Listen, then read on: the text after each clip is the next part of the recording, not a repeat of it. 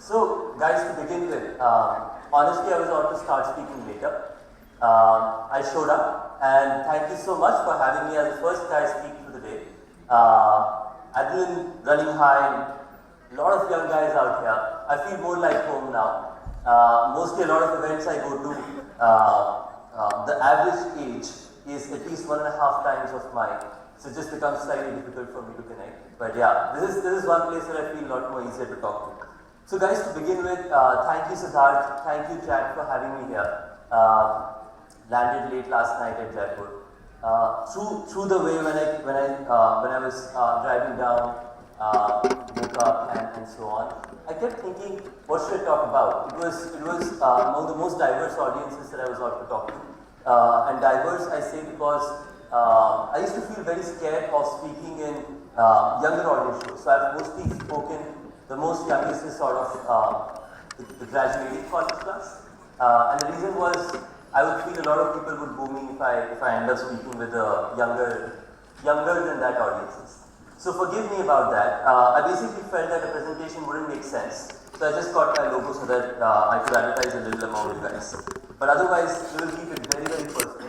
I will talk about how I started, why I started doing such random stuff which I'm doing now. And we'll open it up for questions post that. I'd like to keep it very, very interactive. So it will not be very long, it won't be very long, it will be very short, very interactive, and so on and so forth. To begin with, a little background about myself. So, spent my childhood in Orissa, a native of Rajasthan firstly. My mom's side comes from Junjunu, it's a place near Jaipur. I've been there only a couple of times, but I'm a native of that place. So, I started coding very early in my life. I was probably in the 3rd grade at that point of time. The idea was very simple. I did not have a lot of friends. I was among those guys whom a lot of people in the class don't talk to, and neither did I talk to a lot of people. Not that I was arrogant, I was just that quiet guy in the class. And hence I felt, if I don't talk to a lot of people, how do I spend most of my time? And my brother had a couple of coding books. It used to be those old world languages like COBOL, Fortran, and so on. I don't know, a lot of you wouldn't have even heard of it. But for me as a young kid, it was magic to sort of have a computer and coding a few lines and then stars jumping in there, people being able to walk on the screen and so on and so forth. It was magic for me. I felt this is giving me the supreme power by which I can control the world. and over the years, I tried to do more and more things which could enable me to sort of build stuff by means of which I felt I'm the creator and I'm building new things. Some of it get very philosophical as they grow. This was around the same period when internet was just starting in India, right? Like this was the time when Google and if you open google.com, it would still show loading for a few seconds versus today where it just opens up. We used to spend $3 for a internet service and so on and so forth. I do not know that people like Google and Yahoo make money, but I felt this is unbelievable that anyone sitting in any part of the world can at their houses discover what's happening globally. So for me, internet brought those powers that were never ever thought earlier, and I knew I wanted to build something on consumer products. I felt I would in the future have a day job, and post the day job, I would do something on the internet by means of which I would create a lot of things. So long story short, and in Orissa, I spent my childhood in Orissa. I did not have a lot of people who could motivate me to become an entrepreneur because I came from a place which had 80% underdeveloped population. So because of that, I came over to the northern half of the country post my 10th grade. The intent was very simple. Like many of you, I went to Kota, Rajasthan to become potentially an engineer. I felt because there are so many engineers being created, I might actually become a better coder too. Shucks, I was wrong. Like a month there, I felt I was learning chemical bonding, I was learning formulas, and I had no idea, like 2.5 years of building this company, and I've never used chemical bonding ever. So I hated it. I hated it like what? I felt, it's very random. I got paid not to go to school, I'll talk about it. But more importantly, I felt the reason why I don't want to go to college is because I'm going to be forced to study for 4 years what I don't want to study. Like if I want to learn calligraphy, I should be able to just learn calligraphy. Why should I be forced to study a complete engineering course which has chemistry, physics, mathematics, which I don't want to learn. I just want to learn physics, maybe, and one of those things. So yeah, very rebel in my view. That's also one of the reasons people don't call me for introductory sessions. They just call me for the last session so that I don't motivate people to do random stuff. Hey, 2 years, this was 2008-2009, when India was going through this era where a lot of companies were being built. Snapdeal's founder had just come back to India. There was a lot of action. Snapdeal, Flipkart, etc. got created during that era. So an empty mind is a devil's workshop. So I would go to a lot of events such as this, and I would sneak into them. So I had little or no money to go into these events. So the good thing is these badges. If you don't wear these badges, people consider you're the important ones because you don't even care about wearing them. So that's how I used to sneak into a lot of conferences, like and hang out with a lot of entrepreneurs. Nowadays, I have a very hearty discussion with the organizers of those events when I say I used to sneak into your conferences. But more importantly, that was the first time when I saw people who were trying to solve real problems. They were extremely smart, who had come from very, very high quality backgrounds and were trying to build companies like never before. When I saw them, I felt, this is what I want to be. I want to build a product, I want to solve a real problem. Naturally, I was 16 then, almost of the average age of the audience out there problem. And hence a lot of people said, you got mad. But that's fine. I think I got the opportunity to work as, work at various levels with these guys in the first 2 years. I said I'll work for free. I just want to learn. Post 2 years, what was clear was I wanted to build a company. I just graduated out of my senior high school. I was applying for colleges. This was the same period when I started my first company, which was called OYO, which is still the holding company of what we are building today. Around that period,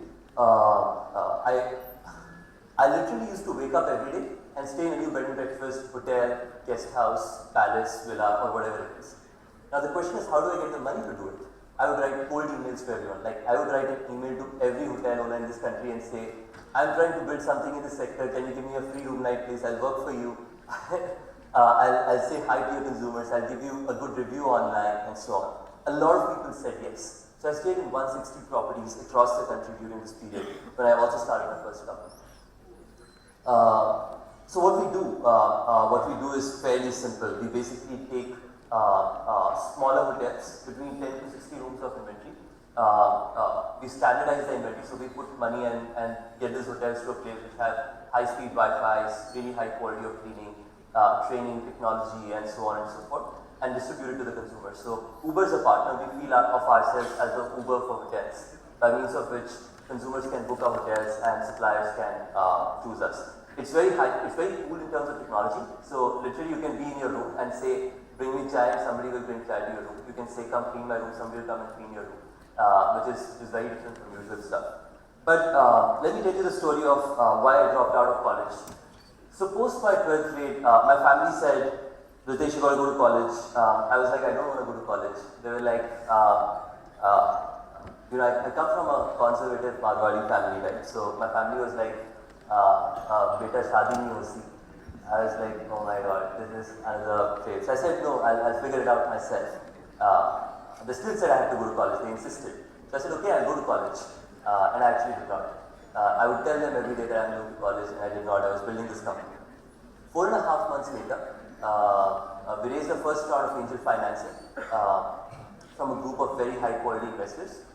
And the parallel, I got the opportunity to go to the Thiel Fellowship. So, what the Thiel Fellowship does is very cool. So, how many people here know about Peter Thiel? Not many? Awesome. So, how many of you have seen the Social Network movie? Wow, that's quite a lot. So, in that movie, you remember the first guy who funds Mark Zuckerberg was this guy who was Peter Thiel, whom Sean Parker introduces Mark. So Peter was the founder of PayPal, the biggest investor in Facebook, one of the largest investors in a lot of other Silicon Valley companies. So he basically has made all his life by funding dropouts. So he feels all of these people who become graduates are a pain in life. Like they're good for nothing.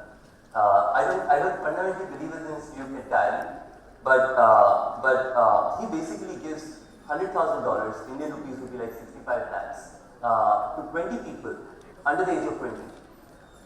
Now the catch is, the selection patterns are basically saying the acceptance rate should be lower than MIT, Stanford, Harvard, and so on and so forth.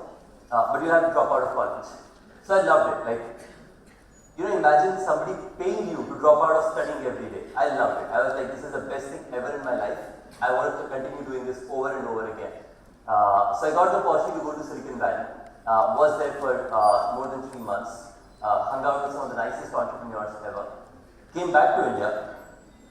And the last 1.5 years, we've grown the company from 2 people to more than 500 people today.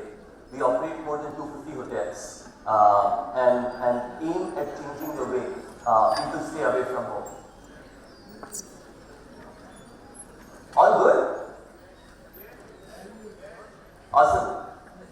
Guys, you know, at a lot of levels, we'll try to make it, you know, this seems like at a lot of levels, what we're trying to talk about here is basically saying how do we drive change. And fundamentally, at a lot of levels, I was among one of you, honestly. Like, it's just that I used to be quieter, and people would bully me a lot. But it used to be fun. So honestly, guys, I'm glad that I got the opportunity to chat with you guys. In this process, what I want to do is speak about 3 to 4 things that I learned in my life, which are extremely valuable to me. The first thing is the philosophy of shame. So, you know, in India, the reason why a lot of us don't become really high quality entrepreneurs, unlike the Silicon Valley, is because shame is driven into us almost as kids, right? Imagine as a young kid, when you walk out of, run away naked out of the house, everyone would say, shame, shame. This actually decreases in terms of volume on the background over time. So imagine when you go to your 4th grade and you get the 2nd rank in your class. The person says you, great, you got the 2nd rank, and the background is like, you didn't make the 1st rank, shame. As you grow, you got a good job, maybe you got a job at a startup, and people around you will say, great, you got a job, and the background, but you did not make it to Infosys, shame. I think this has personally led me to believe that when you have to try and build something which is different, which is changing the way stuff happens, you have to be shameless. Because the first time you have to be hands-on, the first time you have to build stuff yourself. And this philosophy of shame really stops a lot of us from building what we want to build. So imagine the first time, you know, I want to start over there. Imagine the first time somebody had, you know, you have Car Depo's founder here. The first time he had to go in and list the car website. It was tough, it was bad. You had to do dirty stuff. But the whole point is that's what you do to sort of build great things. The second thing is you have a lot of fun. So when I was building my company, I would travel a lot. So I was in Jaipur a lot of times. So Gauravta used to be my home for a while, for 3 to 4 weeks when I was back then in Jaipur. It was fun, it was a lot of fun. So you have a lot of fun, you try to solve real problems, and maybe you fail. So if you fail, it's important to make sure you celebrate failure. You know, I failed twice in my life, building the same company. But over a period of time, we've been able to build it to what we have. I don't take a lot of your time. I'll actually sort of move this to more question and answer so that it's more contextual to what we're talking today. But just to give you a background, as we end this conversation, we currently operate this company which is sort of $100 million in value. We have more than 500 employees across